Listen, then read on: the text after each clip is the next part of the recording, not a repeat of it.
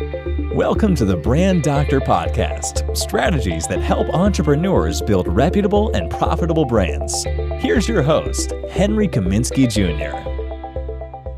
Hey, what's going on, everyone? Henry Kaminski Jr. here from Unique Designz.net, and I want to welcome everyone to episode 1 of the Brand Doctor Podcast. So I am super excited to get this podcast going. It's been in the making for a long time now. Finally found the right production team to help me execute this. And I am just super excited to be able to offer more value, more quality, more insight, more information, more guidance, whatever it is that you need help with when it comes to building your brand. So for some of you guys that are following me on other social media platforms like YouTube and Instagram and Facebook and LinkedIn, I want to share quickly my backstory for those of you that may not know who I am and are just meeting me for the first time. So I am going to make this as brief as possible and kind of give you the quick 10-year background on me and my company. So back in 2017, I started a graphic design business literally from scratch. It was literally a hobby at one point and was now turned into a multi-million-dollar business. And so how did that happen? So let me rewind for a second. So when I first got out of college, I was about 22 years old, and my uncles had some connection in a local hospital. So I asked them, hey, do you mind throwing my resume around, seeing if I could get something? Now, this was right after 9/11, so not a lot of people were hiring. And so I was getting extremely depressed because I was going on interview after interview after interview and just getting the door closed on me because I didn't have any experience. I was just this 22-year-old college graduate with a lot of ambition, but no experience. So long story short, I get into the hospital. They give me a position. It was very, very low. It was very entry level. And it was basically, I was a registration person. So for anybody that was getting a same day surgery, I would register them into the surgery. And that was pretty much the responsibility of the day. So I did that 4 hours out of the day. And then the other 4 hours, I literally spent inside the waiting room, just giving family members updates on their loved ones that were getting the surgery and making sure that the coffee pots were clean. And the interesting part about it was, my direct manager did not care for me too much, for the simple fact that, she knew who my uncle was, and she kind of resented the fact that that she had to take me on. And so anyway, she put me through living hell for 90 days. And I finally said, I can't do this anymore. So I went to her boss and I said, listen, this is what's been going on. I've been keeping track of everything. So she says, you know what, let me put you in another department. I don't know if it's more money or not, but let me put you in another department. So she takes me upstairs to the breast center. I'm doing the same exact work, but it's a little bit more money. So it was a little bit of a promotion there. So did that for 2.5 years. Literally this mundane job right out of college, just checking people in, verifying insurances, for the patients. And that was it. I did that for 2.5 years and I felt like a caged lion, that needed to get out. It was awful. It was awful. And I was going into depressions almost, saying to myself, I spent 4.5 years in college, trying to get a degree to better myself and to get a good job. And here I am, like, working with people that didn't even have college degrees. And so it was very, very pressing on my motivation and my ambition to make something of myself. And so I kept going for every promotion that I saw on the job board, and I kept getting turned down. So eventually I said, you know what? Why don't I get my master's degree and see if I can get a better paying position with a master's degree? So I spent 2 years getting a master's degree, start going for more promotions, putting him in. And I kept getting the door slammed on me for the simple fact they said, listen, we appreciate your education. You got a master's degree now in business. I get it, but you don't have any experience. So there's not much we can do for you, Henry. And so that was tremendously trying on my patience. And again, my ability to want to take my career to the next level. And so eventually I get a position in the children's hospital, and it was such a blessing in disguise. So it was a position for a special events director, which was the responsibilities of this position was to create fundraising events for those families that lost a child to sudden infant death syndrome. So it was a very serious department to work in. It was very rewarding, but it was very sad at the same time. If you don't know what sudden infant death syndrome is, look up SIDS in Google, and you'll get an idea of what it is. But the cool part about this position was I was in a fundraising position, but then on the back end, I also had the responsibility of creating events for the families that had lost a baby to SIDS in the state of New Jersey to all come together for support. So we would do trips to the Jersey Shore. We would do trips to, water parks and stuff like that, where we would all get together and, and help each other. And I did that for about 5.5 years, and it was an extremely rewarding position, but it was very sad at the same time, like I said. So here's what was going on. Here's how we got into Unique Designz. So anyway, once I finished a fundraising event, I had to start planning the next one, right? So I was thinking about ideas on what to do, and eventually I said, you know what? One of my favorite radio stations in New York City is Z100, and I was a big fan of the morning show with Elvis Duran. And so one of the co-hosts, Danielle Monero, was having a baby, or just had her baby, her first baby. And I said, you know what? Let me see if I can reach out to her. I would love to see if she would be able to maybe get Z100 or the morning show to sponsor one of my events. So I sent her an email, cold turkey, and eventually, a couple days later, I get a response back from her. And she was like, I love what you wrote. I would love to get involved. Let me know when you're available. We'll get on a phone call and we'll see what we can do. So I get on the phone call with her, and I got like butterflies in my stomach. I was like, I can't believe this is even happening. So long story short, I was able to get them to sponsor the event. They brought me and one of the neonatal intensive care unit doctors up into the studio, and they recorded us and they interviewed us, and we got to promote the event, and we had this beautiful fundraiser, and we raised quite a few bucks. Danielle came as sort of the MC, and we had a great event. But as we were promoting the event, obviously, you guys know you need marketing materials. You need flyers. You need posters. You need digital marketing collateral to get the word out about the event. So one of my buddies was a graphic designer at the time, and he invited me over. He was one of the sponsors as well, and he invited me over on a Sunday. And I sat down next to him on the computer, and he starts designing these flyers for me. And I was like, holy moly. Like, I didn't even know what graphic design was. And so I completely became infatuated with design. And so we did the event, and now I'm saying to myself, wow, I really want to become a graphic designer. It's so cool, right? So I convinced my boss at the time to purchase the Photoshop program, and so that I can start to do all the in-house graphics for my events. So that's what I started to do. One after the other, and I started to build up a skill set.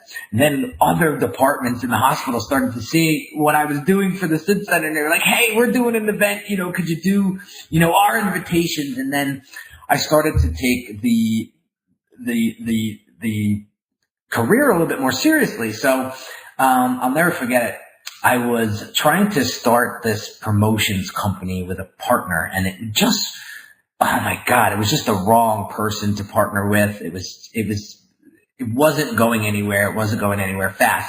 So I eventually cut ties with that person, and that inspired me to create my own thing. And that's where Unique Designz was born. And I started just putting myself out there. I would work for free. And I would put in like 20-hour days while I was still working at the hospital. So I would come home from work. I would jump on my little laptop. I didn't even have a mouse. I like literally designed with my finger on the laptop, mouse pad. And I don't even know how to explain it. I just kept after it. And I would just do design work for people for free just to get experience. And eventually, one of the local cover bands, they had a manager, and they said, listen, we love what you're doing. We would love for you to start designing for us and be our in-house guy. Would you be interested? And I said, sure. So I started designing for a cover band, which led to the nightlife industry. And now I started to do designs for the nightlife industry, and that's when the business exploded. So now I started to build up quite a bit of business, on the side. And all of a sudden, things started to get a little bit crazy at the hospital. So the hospital was going through some transitions, and eventually they came to me and said, due to the economic crisis, part of your position, is going to be absorbed, and you're not going to be able to do all of the things that you're currently doing because the grant that pays for half of your salary is now gone. And so if you want to stay here at the hospital, there's a good chance that you will become a administrative assistant to somebody. Now, think of it. I've had all this success so far. I got this little hobby/business going on the side, and my boss comes in and tells me that I'm going to pretty much demote you to a secretary over the next couple of weeks. So you have an option. You can stay or you can go. And so I was a nervous wreck. I said, I don't know. I mean, I'm doing okay with this business, Unique Designz. I don't know if it's going to be able to sustain a life, But I said, you know what? It's my entrepreneurial spirit calling. I got to do this. So I gave my 2 weeks, and I just went out and I hustled that first 365 days like you wouldn't believe. And I just had my head down and I just worked. And, I would pick my head up and it'd be 3-4 o'clock in the morning, and I would sleep for a little bit.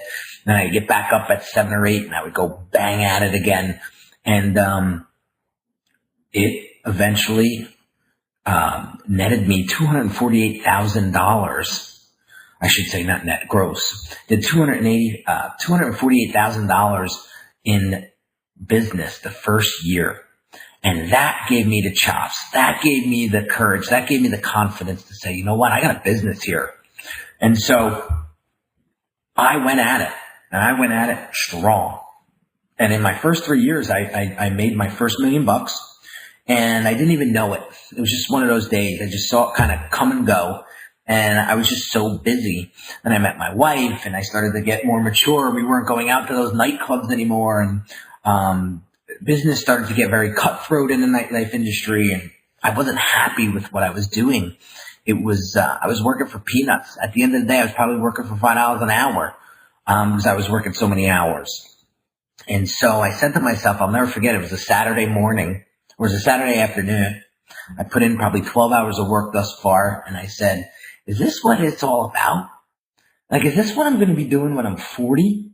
Like designing club flyers for like sketchy club promoters that skip out on their tabs and never pay me on time and, sometimes never get paid at all. Like, is this what I'm going to be doing for the rest of my life?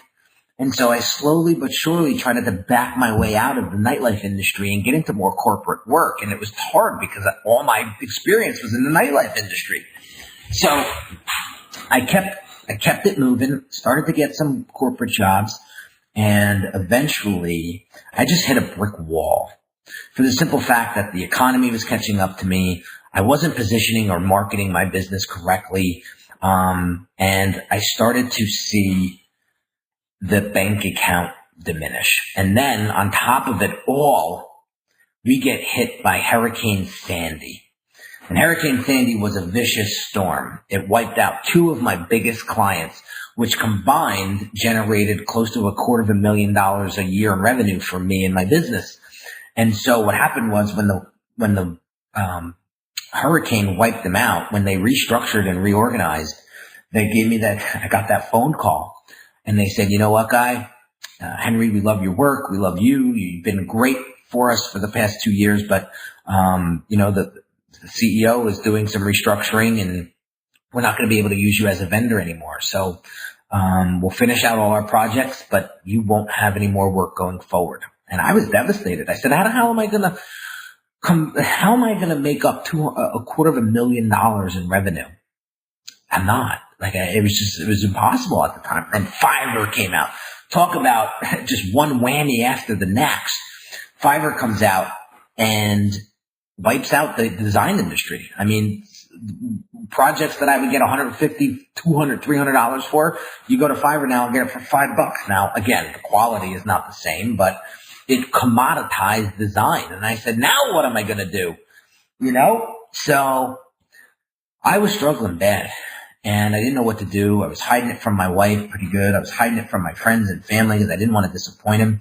And finally it caught up to me. It was a Sunday afternoon, and I spent the afternoon with my in-laws, and I just wasn't right. And I came home and I talked to my wife. I says, Tori, I gotta tell you something. I says, the business isn't doing well. I'm hemorrhaging money. We're now negative $2,500 in the business account. And I started to break down. I started to cry. I said, I don't know what to do. And, I'm stuck. And being the awesome wife that my wife is, I'll never forget it. Instead of her saying, listen, I didn't sign up for this, go figure it out, make it happen, make it rain. This is not my problem. She jumps off the bed, goes and grabs her laptop, comes and sits next to me and says, let's get to work. And so she spent about 2.5 hours that night researching competitors and figuring out how we can position me. And I started to get at it. And so she was super supportive and just helped and guided me as much as I needed it, as much as she could. And eventually I said, I need a business coach. And so I was watching this guy, Russell Brunson, for a while, and I was listening to his podcast, very similar to this one. And, he kept talking about this coaching program. And I said, you know what? I gotta inquire about it. So I get the details and inquire, and I come to find out it's $25,000. And I said, I don't have 25 grand. I don't have a pot to piss in here.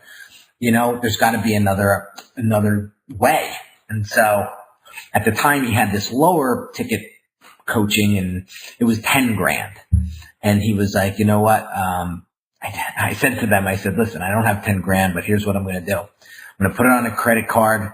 And it's not if this happens and it's not if this works, it's when this works. This is going to help me take my business to the next level and get out of this hellhole that I'm in. And so I met Russell. We did our first call. I gave him everything I got. I was hysterical crying. He was hysterical crying. I basically told him my whole story. And that day he hired me for like $4,000 to help him with some design work for his first book launch. And that I just was so grateful for.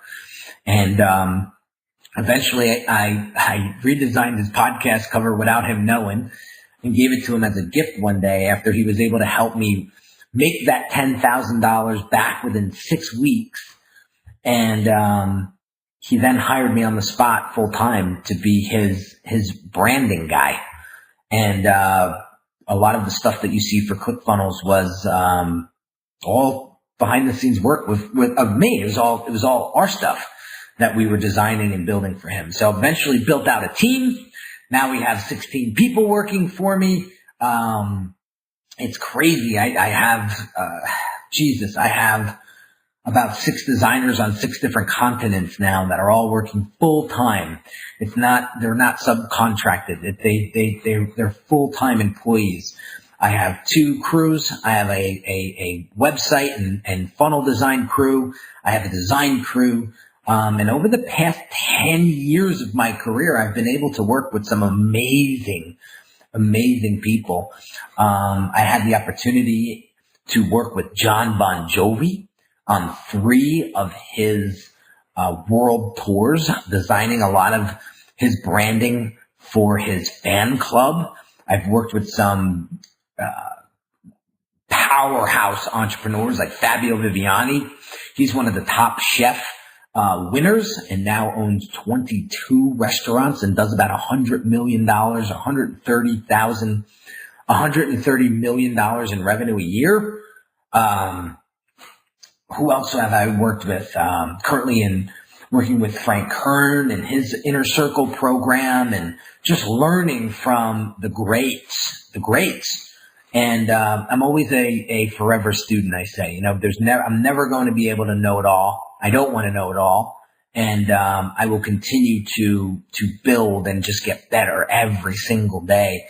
And just have had a blessing of an entrepreneurial career. And I'm so glad that I went through those hardships, because now it has brought me to where I'm at today, where we're doing, guys, I can't tell you.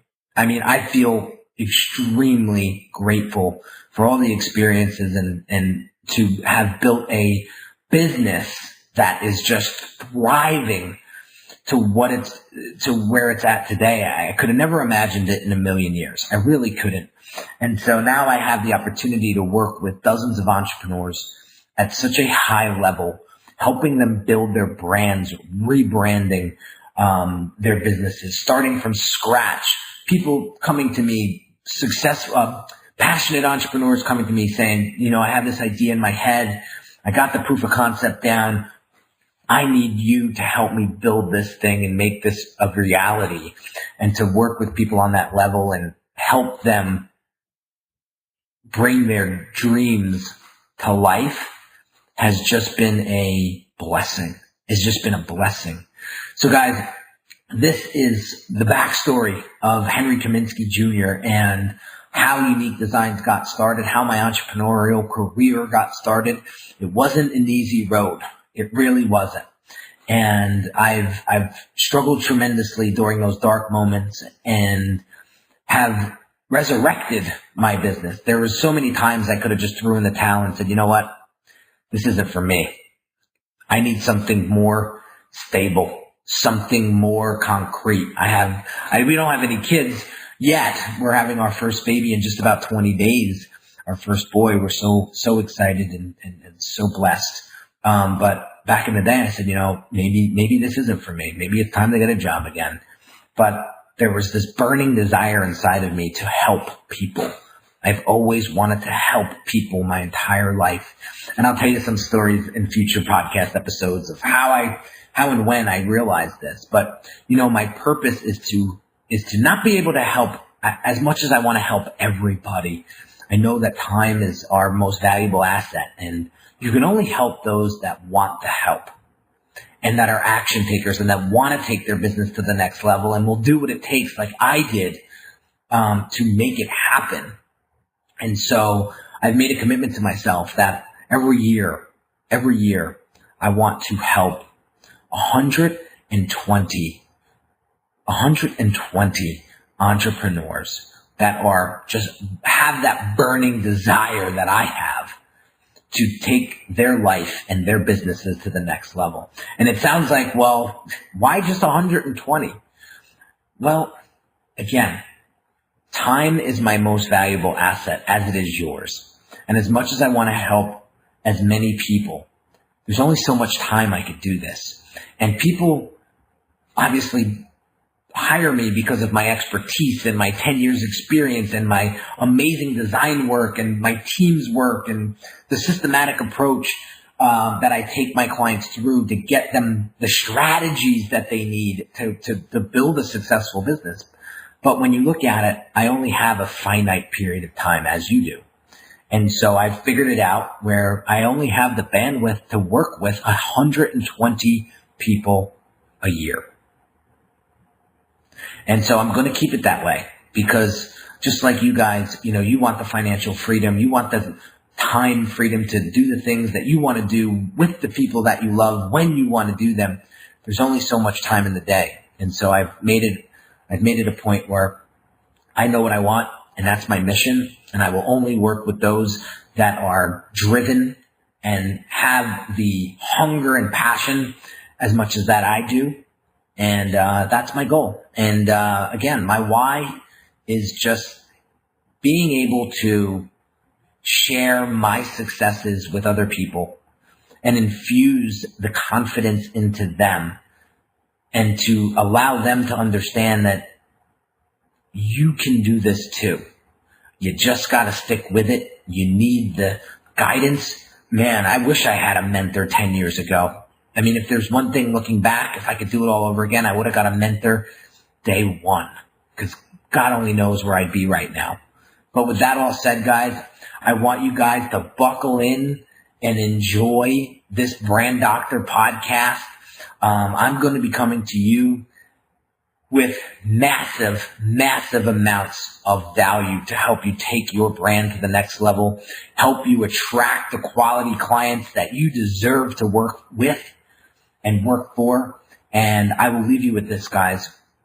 The quality of your brand will determine the quality of your clients. I'll say it again. The quality of your brand will determine the quality of your clients. So hope you have an amazing day today. Hope you got some valuable lessons. I hope I was able to inspire you and motivate you and with this episode. And I cannot wait to bring you more and to connect with you and bond with you and to learn from you too, because I want this to be a two-way street. I want you to, write me on Instagram and write me on Facebook and LinkedIn and YouTube and really connect with me, because I love people and I will always love people. And when you figure out what it is that you love, and you figure out what it is that why you're doing what you're doing and what your mission is in life, I promise you, the sky's the limit.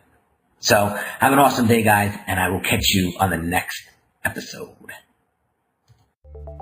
You've been listening to the Brand Doctor Podcast with Henry Kaminski Jr. To get your appointment with the doctor, visit Brand Audit at www.uniquedesignz.net.